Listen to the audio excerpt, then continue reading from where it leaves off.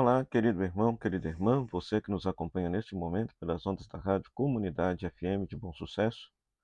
Aproveito esse ensejo para prestar a minha solidariedade a toda a cidade de Bom Sucesso, bem como aos familiares da ex-prefeita Cláudia Barros, nossas orações para que ela esteja em paz com Deus e a fé na vida eterna possa consolar todos os seus parentes, amigos e familiares.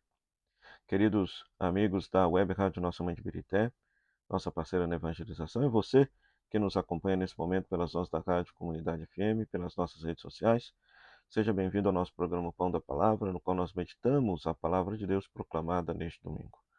Hoje estamos celebrando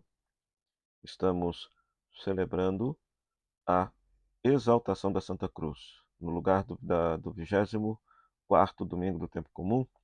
Então, estamos celebrando a exaltação da Santa Cruz, esta festa, esta solenidade tão bonita, que nos convida a dar graças a Deus pelo mistério da nossa redenção. Nós temos como palavra de Deus neste dia Números, capítulo 21, versículo 4 a 9, Filipenses, capítulo 2, versículo 6 a 11, e João, capítulo 3, versículo 13 a 17. Vamos meditar com alegria a santa palavra de Deus. Pois tudo bem? Seja bem-vindo ao nosso programa. Se você está passando pela primeira vez aqui, se inscreva, deixe o seu like, teça o seu comentário e compartilhe com todos aqueles que gostam de meditar a palavra de Deus. Se você gosta de estudar a palavra de Deus de forma mais aprofundada e quer aprender o método da análise narrativa, recomendo meu livro A Misericórdia como Caminho de Salvação, na qual faço análise narrativa do discurso do juízo final, Mateus capítulo 25. Se você quer aprender sobre a carta aos Romanos, que é a carta que a igreja está nos pedindo estudar neste mês de setembro, recomendo o livrinho Mês da Bíblia 2025, Carta aos Romanos. Eu e a teóloga Lili escrevemos um capítulo deste texto, que é um roteiro de encontros para o estudo da carta aos Romanos. Pois, tudo bem. Na primeira leitura, Números capítulo 21, versículo 4 a 9, nós temos esta cena conhecida do povo de Deus atravessando o deserto rumo à terra prometida, e o povo se revolta contra Deus. E aí Deus manda serpentes venenosas para matar o povo. Então Moisés intercede a Deus pelo povo, e aí Deus recomenda que se faça uma serpente de bronze, colocando-a numa haste, e todo aquele que fosse mordido e olhar para a serpente viveria, ficaria curado da picada de morte que havia levado.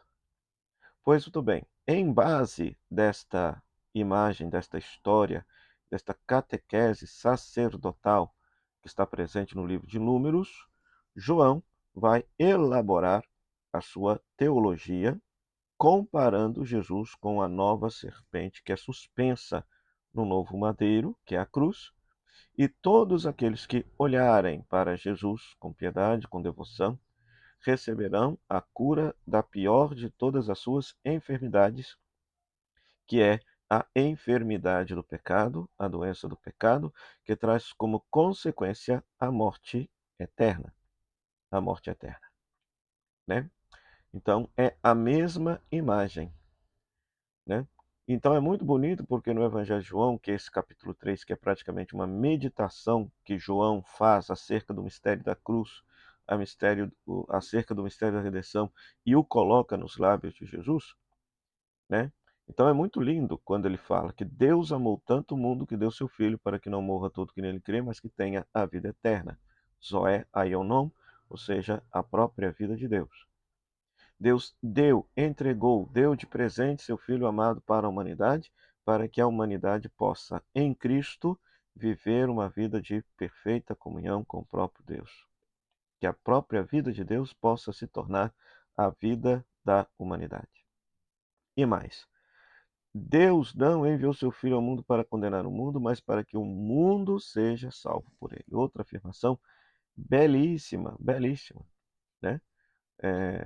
Do ponto de vista bíblico, neotestamentário, esta ideia de que Deus envia Jesus realmente com a finalidade de apaziguar, pacificar a relação entre o céu e a terra, entre o céu e a terra, entre a humanidade e a divindade, entre a criação e a eternidade, né? E tudo isso num gesto absoluto de amor, de gratuidade.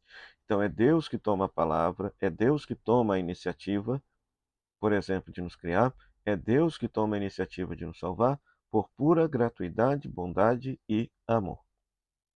E para levar a termo esse mistério, foi necessário que a segunda pessoa da Santíssima Trindade, Filho de Deus, o Verbo de Deus, voluntariamente se entregasse à morte para destruir a nossa morte. Que ele voluntariamente entregasse à morte para perdoar o nosso pecado. E voluntariamente entregando-se à morte, nos abrisse as portas do céu. Quando? Por ocasião da sua ressurreição, né? Então é esse mistério que nós estamos celebrando neste dia, esse mistério tão bonito, e que, na segunda leitura, tirada da carta a São Paulo aos Filipenses, veja só, explicita de forma mais clara este mistério. Jesus Cristo, sendo Deus, não se apegou à sua divindade, esvaziou-se, encarnou-se, assumiu a condição de escravo, se fez igual aos homens, se fez obediente até a morte, morte de cruz. E veja, a obediência aqui implica o quê?